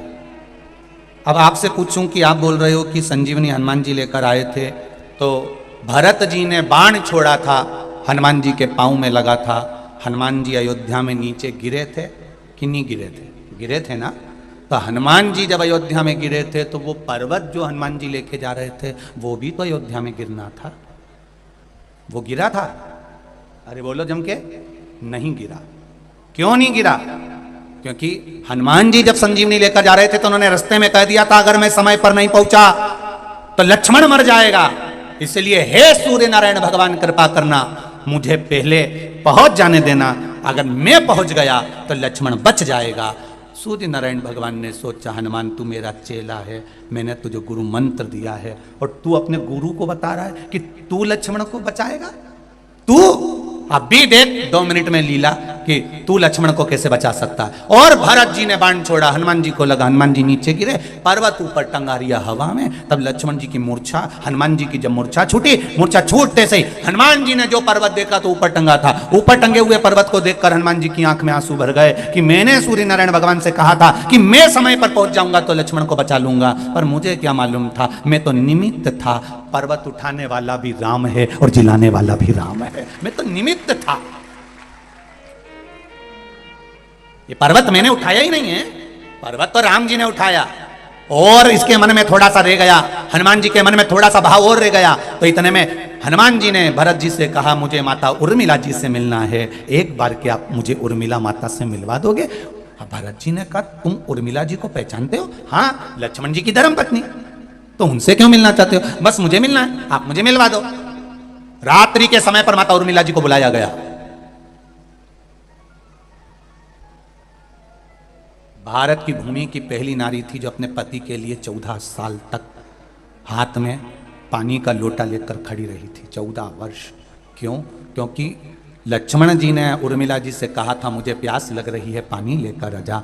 उर्मिला जी पानी लेकर आई और लक्ष्मण जी ने कहा उर्मिला पानी तो अब तेरे हाथ का 14 साल के बाद पीऊंगा। 14 साल तक लोटे को लेकर खड़ी रही, ना सोई ना बैठी, वो उर्मिला थी। 14 वर्ष पानी के लोटे को लेकर खड़ी रही। वो तो आज के जमाने की नी थी। अगर आज के ज़माने की होती और पति कह देता पानी ला दे और ये ट्रे में पानी लेके आ जाती कि लो, और पति लैपटॉप पे काम कर रहा है या कंप्यूटर पर काम कर रहा है या लिखा पढ़ी कर रहा है, फिर बोलती ले लो, पति अपने काम में लगा हुआ है, इसने ट्रे नीचे धरी, तुम्हारे बाप के नोक का दे रखा, पी लेना जब पीना। वो गई वो तो वो जा एक कप चाय बनाती है और 25 बार सुनाती है जगदम्बा। 4 घंटे से रखी है, पी लो, ठंडी हो रही है, डबल से गर्म नहीं करूंगी, पहले बोल दे रही हूं। तो पति भी कह देता है मत कर, तेरी जीवान से इतनी गर्म हो गई, उसको वैसे पी जाऊंगा। और बेचारा ठंडी चाय भी पी गया, उन्हें एक बार नहीं की है, गर्म कर ला डबल से।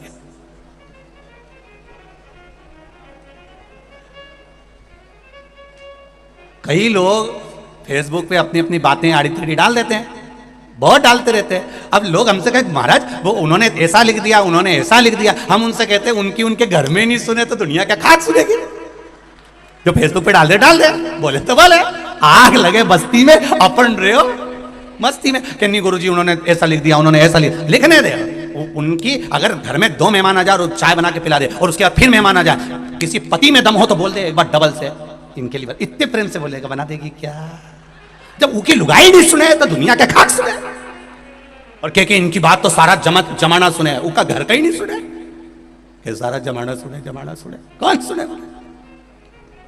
मुझे उर्मिला जी से मिलना। उर्मिला जी आई ने हाथ में पानी का लोटा था। हनुमान जी ने कहा माता उर्मिला से, माँ ए माँ, आपको मालूम है आपके पति अंतिम सांसें गिन रहे हैं, अगर मैं समय पर नहीं पहुंचा ना माँ, आपके पति मर जाएंगे। उर्मिला जी ने पूछा हनुमान मेरे पति को क्या हुआ है? हनुमान जी बोले आपके पति को बाण लगा है और मूर्छा में पड़े हुए। उर्मिला जी ने कहा मेरे पति को बाण नहीं लग सकता, ये मेरा विश्वास कहता है। भरोसा देखना, जितना भरोसा मंदसौर वालों को शंकर जी पर है, इसलिए इतनी संख्या में धूप में पड़े हुए खड़े हुए हो, ऐसा भरोसा माता उर्मिला को था। बाण मेरे पति को नहीं लगा। हनुमान जी कहने लगे तुम सुन के पगला गई हो। किसी किसी को अचानक बता दिया जाता है कि तेरे पति के साथ ऐसा हो गया तो उसकी बुद्धि फिर जाती है और रोने की जगह वो हंसने लगती है। मुझे लगता है तुम्हारी बुद्धि फिर गई जो तुम ऐसी बात कर रहे हो। तुम्हारे पति को बाण लगा है, मूर्छा में वो पड़ा है। अब ये बता राम जी क्या कर रहे हैं वहां पर? जहां मेरा पति पड़ा है वहां राम क्या कर रहे हैं? हनुमान जी बोले अब भाई को देख के रो रहे हैं, आंख में आंसू हैं। जिस भाई की दशा ऐसी है तो रोएंगे नहीं क्या? उर्मिला जी बोली हनुमान तू यही तो नहीं समझता है, मेरे लक्ष्मण पति के रोम रोम में राम था, जहां बाण लगा वहां भी राम था, इसलिए लक्ष्मण सो रहा है, राम रो रहा। लक्ष्मण सो रहे हैं, रो राम रहा है, क्योंकि बाण लक्ष्मण को नहीं, जम के बोलो, राम को लगा है। तो हनुमान जी ने पूछा फिर लक्ष्मण जी काय को सो रहे हैं?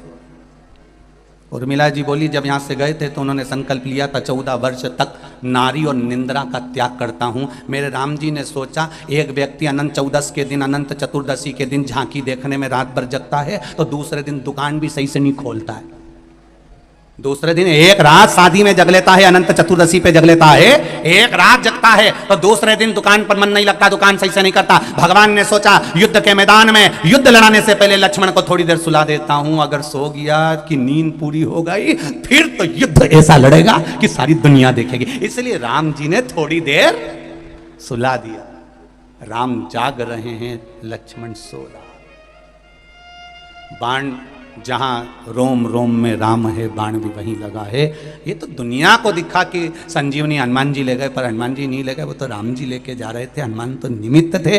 बाण भी लक्ष्मण को नहीं लगा था, राम को लगा था, इसलिए राम जी रो रहे थे। कांटा तुम्हारे पाँव में चुभेगा तो दर्द तुम्हें होगा। अगर भगवान शंकर के भक्त, भगवान राम के भक्त, चाहे तुलसीदास हो, कबीरदास हो, रविदास हो, संत तुकाराम, नामदेव, मीरा, करमान, जितने भारत की भूमि के संत हुए, रामकृष्ण परमहंस हुए, जितने भारत की भूमि के संत हुए, अगर आप भगवान के भक्त हो, आपका विश्वास अगर दृढ़ है, परमात्मा के चरणों में तुम्हारा भाव दृढ़ है, तो तुम पर दुख आया तो तुम नहीं रोगे, तुमसे ज्यादा मेरे महादेव को रोना आएगा कि मेरा भक्त रो रहा। एक भक्त को ऊपर उंगली उठाना, एक भक्त को अपशब्द कहना, एक भक्त के लिए आड़ा टेढ़ा कहना कोई सरल नहीं है।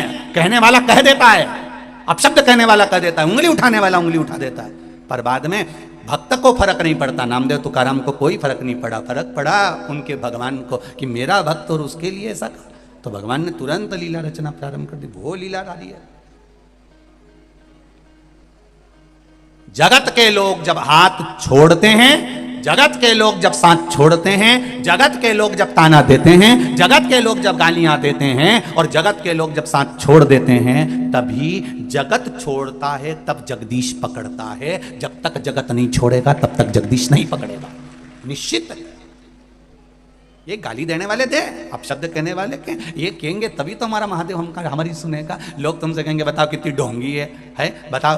बसियोर वाला महाराज के कहने पे शंकर जी के मंदिर जाने लगी, एक चावल का दाना चढ़ाने लगी, ने बेलपत्री चढ़ाने लगी, ने आड़ा। और लोग बोलने वाला बोलता रहेगा, और तुम तो सिर पे पल्लू ले और पिन वाली साड़ी बढ़िया जोरदार जित जा, और जो जितना बोले नहीं उनके सामने से उतना जाओ, और पानी का लोटा दिखा दिखा के जा, देख ले रे बेरू, देख उतना जा, और भगवान के द्वार जाओ। परंतु ये नहीं कि वो कहता रे आग लगे बस्ती में अपन रहे हो, मस्त, मस्त की जिंदगी जी।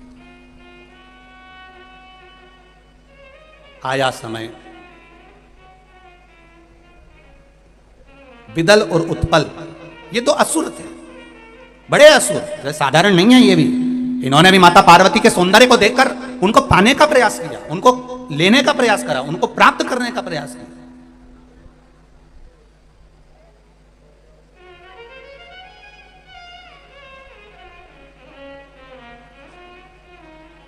और गार्डन में फूल लगा हुआ है, उसको लगे रहने दो, उसको तोड़ना नहीं है। आंखों से देखिए, सुगंध ली, आनंद पाया, पर उसको तोड़ने का प्रयास ना करा जाए, उसको तोड़ने का प्रयास ना किया जाए। भगवान ने सुंदरता दी है, सुंदर बनाया है, पर शिव पुराण कहती है आपकी दृष्टि को और मन को बिगाड़ना नहीं है, उनको देखकर। बिगाड़ना नहीं।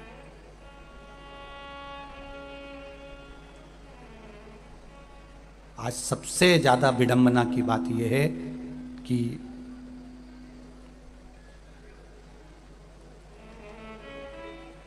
हम जितने भी लोग हैं संसार के, वो बेटी को जन्म क्यों नहीं देना चाहते। उसका एक कारण है कि इनकी रक्षा कौन करेगा, इनको संभालेगा कौन, लड़का हो जाएगा तो इधर उधर भी फिरेगा तो कोई दिक्कत वाली बात नहीं।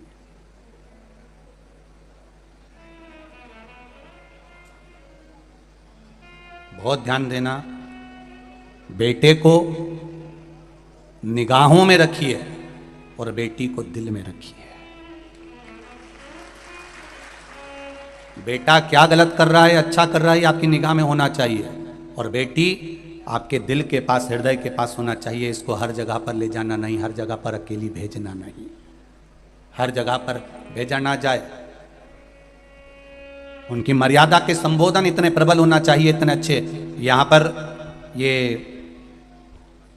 सेवा भारती के अंतर्गत यहाँ पर बेटियाँ रिक्शा चला रही हैं, ऑटो चला रही हैं, बेटियाँ ऑटो चला रही हैं, और निशुल्क जो बूढ़े लोग आ रहे हैं, जो बुजुर्ग लोग आ रहे हैं, उनको लाकर यहाँ तक छोड़ रही हैं, ले जा रही हैं, फिर छोड़ रही हैं, फिर ले जा रही हैं। उन बेटियों की मर्यादा इतनी अच्छी है कि वो जिसको भी जवाब दे रही हैं इतनी स्माइलता से, उतनी प्रसन्नता से जवाब देती हैं कि किसी को क्रोध भी आ रहा हो तो उसको नम्रता का भाव प्रकट हो जाता है। ये बेटियों का आनंद है। ये बेटियों की प्रधानता है।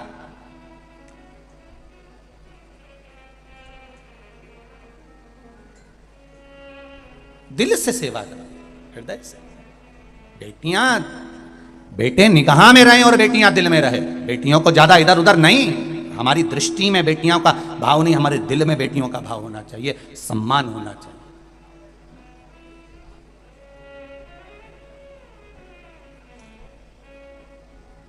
नवरात्रि चल रहे हैं, इसके बाद में दशहरा आता है। नवरात्रि के बाद लोग रावण को जलाते हैं। तो कभी तुमने विचार करा कि 9 देवी के बाद ही रावण क्यों मरा? कभी विचार करना था कि रावण को पहले जला देते हैं, देवी जी बाद में बिठाएंगे। और ये नवरात्रि के बाद रावण का संहार हुआ है, नवरात्रि के बाद रावण मरा है। उसका कारण आज भी वही है कि बेटियों पर गलत दृष्टि देने वाले, अगर घर में बेटियां जन्म ली हैं, बहन बेटियां तुम्हारे घर में रह रही हैं, तो उन बेटियों पर गलत दृष्टि देने वाले का अंत कैसा होता है, ये रावण का चरित्र बता देता है कि उसका अंत ऐसा होता है।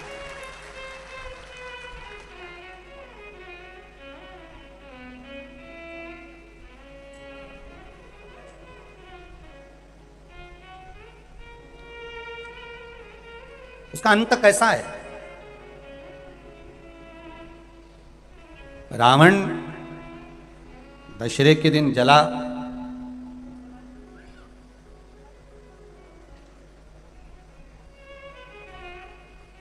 दशहरे के दिन जल रहा है।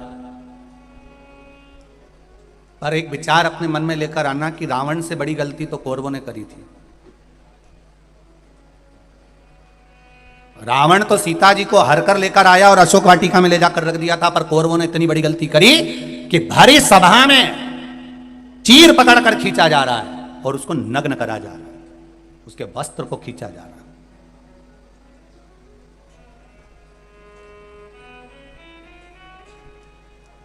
रावण से ज्यादा गलती करी है कौरवों ने कि एक नारी को भरी सभा में ले जाकर उसके चीर को खींचकर उसको नग्न करने का प्रयास किया गया। रावण तो सीता को लेकर गया, अशोक वाटिका में ले जाकर रख दिया, और कौरव ने तो भरी सभा में केश पकड़कर खींच कर लेकर आए और उसके चीर को खींचा गया, उसके चीर को खींचा गया। तब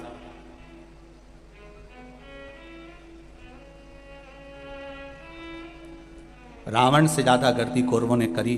उसके बाद भी दुर्योधन का, ना दुशासन का, ना कौरवों के किसी भाई का आज तक पुतला मुतला जलते नहीं देखा अपन ने। तो तुम्हारे मंदसौर वालों ने कहीं देखा हो तो जरूर फोटो खींच के मेरे को भेजना कि कौरवों ने इतनी बड़ी गलती करी थी जितना रावण नहीं करा है। रावण तो सीता जी का हर कर लेकर आया और अशोक वाटिका में रख दिया, पर कौरवों ने एक रजस्वला धर्म में रहने वाली, रजस्वला धर्म का तीसरा दिन उसके बाल पकड़कर खींच कर लेकर आए, और बाल पकड़कर खींचकर लेकर आकर यहां उसके चीर को खींचा जा रहा है।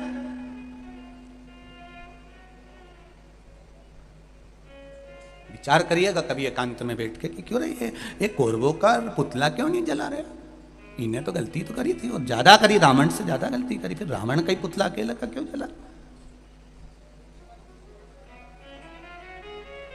और रावण ने तो केवल सीता जी को हरकर अशोक वाटिका में ले जाकर रखा था। फिर ऐसा कौन सा कारण पड़ गया था कि रावण का पुतला जलाया गया और कौरवों का नहीं जलाया गया?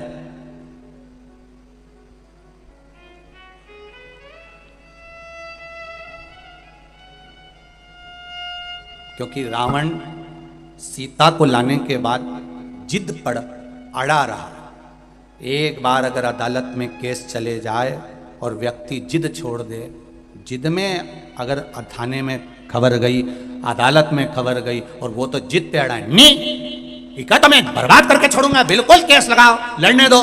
10 साल हो गए, 15 साल हो गए, अदालत में ही सड़ रहे हैं, पड़े हैं और अभी भी जिद नहीं छोड़ रहे हैं। अगर एक बार व्यक्ति जिद छोड़ दे तो अदालत के आधे केस केवल राजीनामा में ही निपट जाए। लंकाधिपति रावण जिद नहीं छोड़ पाया और कौरवों के केवल 2 भाई थे, दुर्योधन और दुशासन, जो कि जिद पर अड़े रहे। बाकी के भाइयों ने 98 ने जिद छोड़ दी, इसलिए इन कौरवों के पुतले नहीं जले और उस लंकाधिपति रावण के जले, क्योंकि जिद पर अड़ा रहा।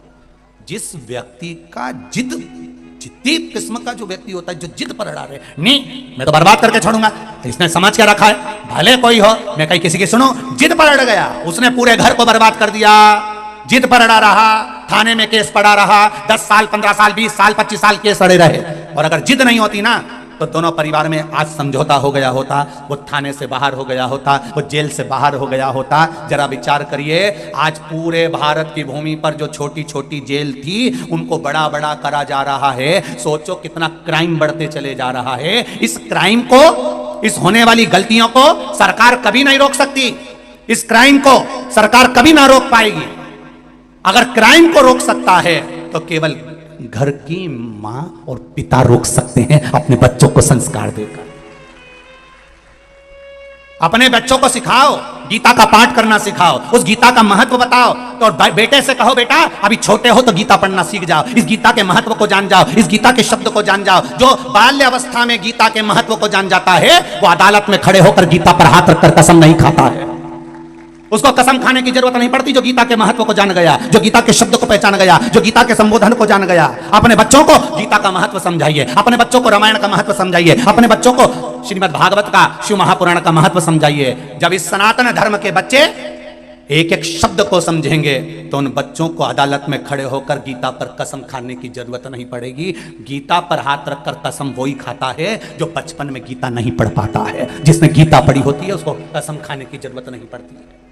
क्राइम को सरकार नहीं रोक सकती, क्राइम को सरकार कभी नहीं रोकेगी। अगर क्राइम रुकेगा तो आपके संस्कारों से रुकेगा, आपके ज्ञान से रुकेगा, शिव महापुराण से रुकेगा। आज पहले घरों में इतना विवाद होता था, 24 घंटे लड़ाई होती थी। आज दोपहर में 2 बजे से 5 बजे तक लोग टीवी खोलकर बैठ जाते हैं। भले कुछ नहीं घर में जाए, भले अंदर उतरे ना उतरे, और 2 से 5 बजे तक टीवी चलती है, उतनी देर तो मन शांत रहता है। आप 3 घंटा कथा में आकर बैठते हो, उतनी देर तो मन शांत रहता है। लोग कहते हैं महाराज जी लोग तो बिल्कुल उल्टे घड़े की तरह हैं, तुम नल की तरह हो, पानी बहाते रहते हो, उनके अंदर कुछ जाता तो है ही नहीं। लोग कहते हैं इतने लोग कथा सुनने आए हैं, क्या सबके अंदर कथा चली जाएगी? हमने कहा बिल्कुल नहीं जाएगी। तो फिर इनके आने से फायदा कौन सा है? हमने कहा नल के नीचे चाहे सीधा घड़ा लगाओ चाहे उल्टा घड़ा लगाओ, सीधा लगा होगा तो पानी भरा जाएगा, उल्टा लगा होगा तो कम से कम ठंडा तो बना रहेगा।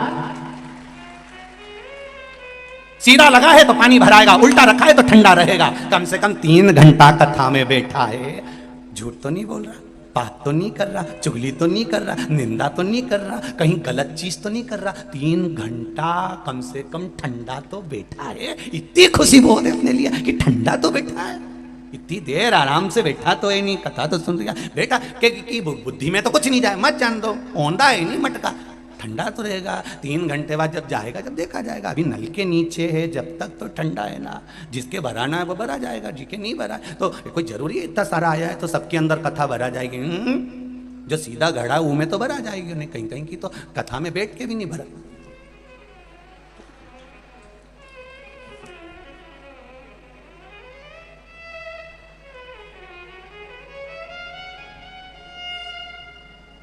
नहीं भरा। आरती के समय पर कई लोगों का ध्यान भगवान की ओर होता है और कई लोगों का ध्यान चप्पल की ओर होता है। ये तो ध्यान लगाने वाली बात है। पहले हम भी आरती गाते थे, जय जगदीश हरे, पर तो हमने छोड़ दिया क्योंकि लोग आरती के समय पर ध्यान गलत कर लेते हैं। अपन बोले मात पिता तुम मेरे, इनका ध्यान पीछे चले जाता, मात पिता तुम, और इनका ध्यान चले जाए। और फिर वो चप्पल कहीं चली जाए तो ये आरती में सोच ले अपनी तो चली गई, शरण गऊँ में किसकी, अब मैं किसकी ले जाऊँ? तब समझ में आया कमला की अच्छी रखी है, ये अब यार इधर से उधर देखेगी और मैं निपटा बैठूंगी, बस इतना ही। अब जितना घड़े के ऊपर है, तुम सीधा घड़ा रखा है तो कथा मिलेगी, सीधा घड़ा है तो अच्छा ढूंढ लोगे, सीधा घड़ा है तो 7 दिन की शिव महापुराण में से कुछ अच्छा निकालने का प्रयास कर लोगे, सीधा घड़ा है तो शिव महापुराण आपको अच्छी लगेगी। और अगर उल्टा घड़ा है तो 3 घंटा तो बैठ लेगा, उसके बाद यहाँ से जाने के बाद फिर निंदा में लग जाएगा, हाँ वो तो महाराज ही बेकार है, उसका तो काम केवल बवाल मचाना है। कल कथा में बोल दिया कि काशी में परमिशन नहीं मिली, आज परमिशन बाबा की कृपा से। ये तो जहाँ जाए पहले बवाल मचाए फिर कथा चालू हो, तो हम काय का मचा, लोग कहे तो क्या करो।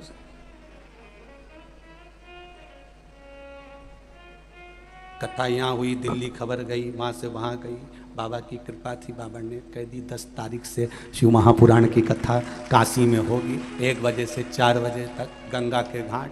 तो ये शिव है, ये शंकर है। और घड़ी सीधा घड़ा अच्छाई भरने का प्रयास करेगा। और मेरी बहनें, जितने लोग इस महापुराण की कथा में बैठे हैं, जितने लोग आस्था चैनल पर, फेसबुक, यूट्यूब पर सुन रहे हैं, ये मेरा विश्वास करता है कि आप में कोई उल्टा घड़ा नहीं, सब सीधे घड़े हो जिसमें भरा रहा है, शिव तत्व भरा रहा है, शंकर की कथा भरा है, और वो अंदर प्रवेश कर रही है जो जगत के उद्धार का काम